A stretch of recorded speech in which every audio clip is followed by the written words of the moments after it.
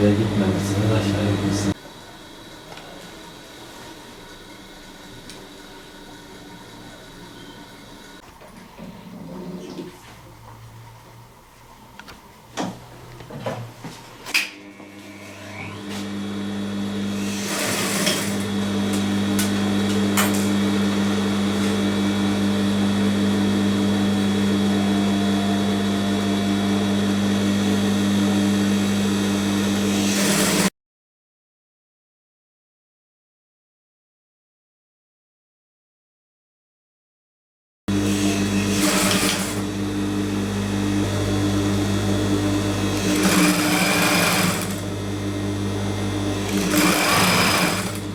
...1990'ların başında bu mesleğe girdim.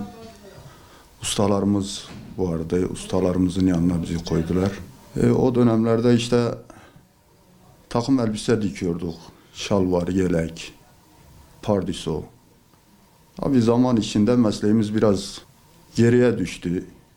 Hazır giyim, konfeksiyon öne çıkınca hem maliyeti daha uygun. Biz mesleğimiz o yüzden biraz geriye düştü. Şu an genelde tamirat işi yapıyoruz.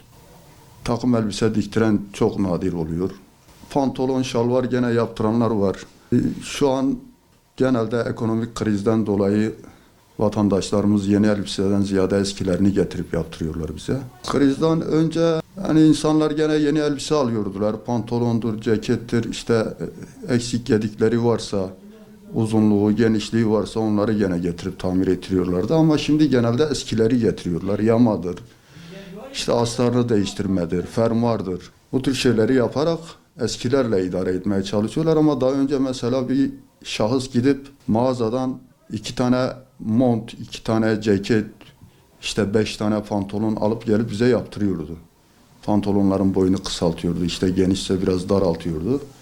Ama şimdi öyle değil. Şimdi hep eskileri getirip yaptırıyorlar. Yani böyle hafta içinde 3-5 tane yeni kıyafet gelmiyor bize. Buradaki mağazacı arkadaşlarımız da mesela giyim satan mağazalarda onlar da diyor ki işte biz artık satamıyoruz. Hiçbir şey haftada 1 pantolon, 2 pantolon satıyoruz. Yani daha önceden böyle bir durum yoktu. Ama mesela bizim ustalarımızın bize anlattığına göre daha eskiden işte insanlar ceketlerini getirip ters yüz yapıyorlarmış. Yani ceketin eskiyen solan yerlerini ters çevirip astarını mastarını her şeyini söküp ters tarafını doğru tarafa getirip yeni bir hale geliyordu. O ceket sıfır bir hale geliyordu ama onu biz görmedik tabii. Bizim ustalarımızdan duyduğumuz bunlar. Sonrasında biz görmedik. Genelde insanlar hep yeni kıyafet yaptırdı. Konfeksiyon, hazır giyim ön plana çıkınca, maliyeti daha uygun olunca bizim meslek biraz düştü. Düştükten sonra işte bu sefer biz hazır giyimden gelen kıyafetleri daha çok tamir edip vatandaşın üzerine uygun bir hale getiriyorduk. Onun haricinde bir şey yoktu. Yani biz böyle eski kıyafet pek görmüyorduk ama şu an işte belki siz de çekimlerinizde görmüşsünüzdür. Masamızın üzerinde, askılığımızda hep eski kıyafetler var.